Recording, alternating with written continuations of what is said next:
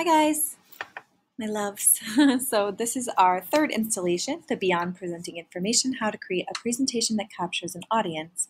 This one is a mini lesson in unpacking your presentation in the middle part of your presentation. So again, as a reminder, we're trying to consistently think what would make a presentation move your audience from this to the SpongeBob, totally riveted, meaningful, purposeful for the person watching it.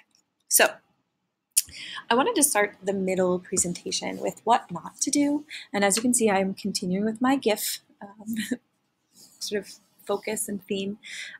So we'll start with the go too fast. So what you don't want to do in the middle of your presentation is go too fast so that your audience gets derailed.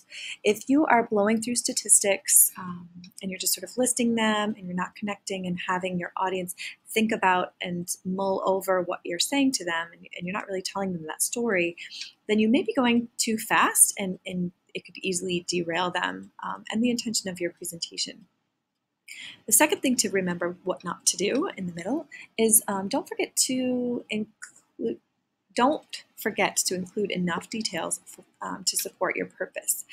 If so, as you can see the train on the left, if you don't have that support, it might be too heavy and too in the middle and not well supported, and then people will just lose track of what you're saying and why, and again, thereby derailing your idea. So, when we talked about in the pre-writing and in the framing, you're thinking of what are those things that people really need to know. Make sure you have enough, but not too many.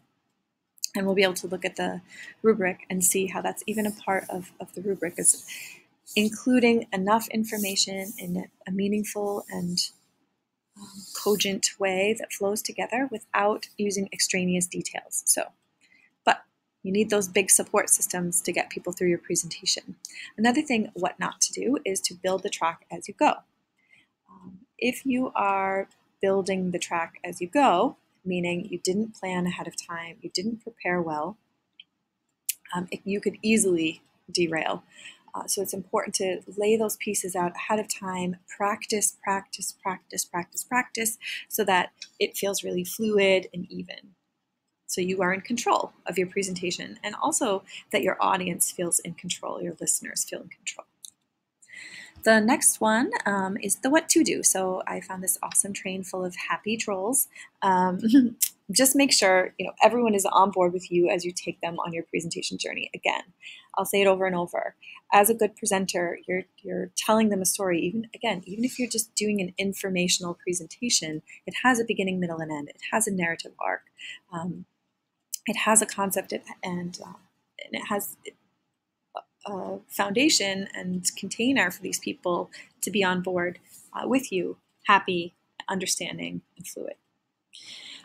Remember the echo phrase. So as you learned in the introduction and framing videos, there is always this echo phrase, right? Like, hello, hello, hello, like Jimmy Fallon's doing right now. But your echo phrase, like I mentioned, might be something like, I have a dream, of the I Have a Dream speech, clearly in the 60s from MLK. And so make sure you keep that echo phrase in mind, because if you start an echo phrase and then you drop it, then your audience won't remember it and it won't be the thing that they leave through. So in the bottom right-hand corner, just weave your echo phrase in and out and in and out like this dog so that you can really keep your audience with it.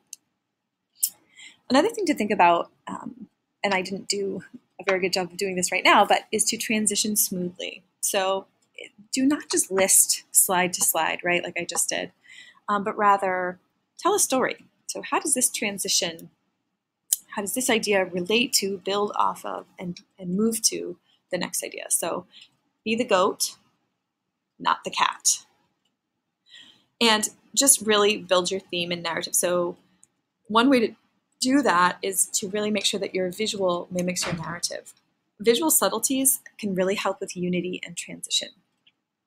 So it might be something as subtle and simple as a color palette or a background that keeps everything unified and brings your people with you.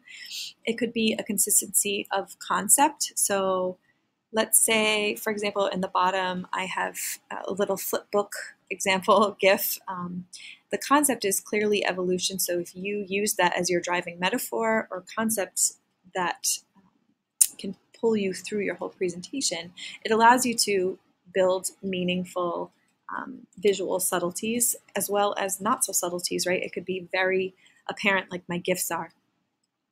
The final things to think about, maybe it would be like, what is your visual medium? So I use Google Slides because this is what I've been using for all of these. So for me, I chose it intentionally to keep it consistent for you guys. But reach outside the box, like try some different visual mediums, Prezi and eMaze, Canva, maybe, and handouts that can create a collective experience, like maybe giving every person a puzzle piece, and by the end of your presentation, we have created a puzzle on the board.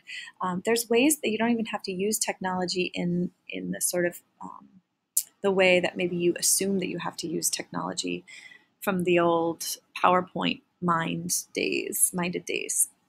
To the right up here, you can see that Zoho, eMaze, Prezi, SlideDog, SlideRocket, Powtoon Go, Haiku Deck, these are all different visual presentation tools that you can possibly tap into so that you avoid the PowerPoint kind of move or just the Google Slide default that we talked about in class. The final slide for the middle here is with your presentation, just remember, like, it's way more than a visual. You should be doing the presenting, you as the speaker, you as the presenter. And so what you see is not only what you get, right? So as a audience member, if I see on the presentation tool or the visual that there are some words and images, you shouldn't just turn around, look at the images, describe the images, and read off of the slides. I should be looking at you, right? We as audience members should be looking at you giving the presentation. So on the slides, and I've been trying to do it on here, keep it simple, keep few words, make it consistent, and really try to use the visual as a support and not as the focus, because like I said, you should be the audience focus. And don't look back. What I mean by that is don't continue to turn around and look at the slides unless you're using a diagram intentionally or purposely. Use it as a support, as I said, and try not to look at your note cards. If you are creating a really powerful presentation, you don't need to be reading off of anything. You know the story, you know the information well enough that you can connect, and that's going to help you so much with eye contact, with fluency, with transitioning, with everything. So try not to look back or down too much and really connect and tell your story. And this is something that happens with practice. So I will, again, catch you on the flip side for our last thing in a minute when I record it. See ya.